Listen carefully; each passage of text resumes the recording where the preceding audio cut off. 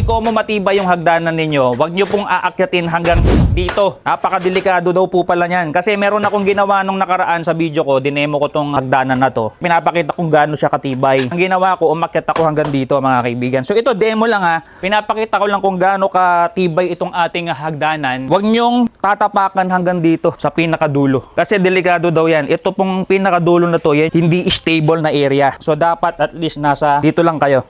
Yan. Siguro pwede kayong umakyat doon hanggang doon sa pinakadulo kung meron pong suporta na dalawang tao dito sa gilid. Pero nevertheless, napakatibay po ng hagdanan na to. Ang ganda kasi, tingnan nyo, hindi ako masyadong tatakot umakyat kasi yung step niya, malapad, sakop na sakop yung paa mo. Meron pang lalagyanan dito ng mga tools. May mga butas dyan, no? Pwede kayong magsabit ng mga distillador. Maniniwala ba kayo nasa 900 pesos lang po itong hagdanan na to? Perfect po nito sa mga nagdi-DIY. O diba, yung mga asawa ninyo kung may ipapatong sa mga matataas na area, hindi na kayo tatawagin. Ito na lang, may hagdanan na sila. I-share ko na lang po yung link nito dyan sa Yellow Basket. Order na kayo dyan.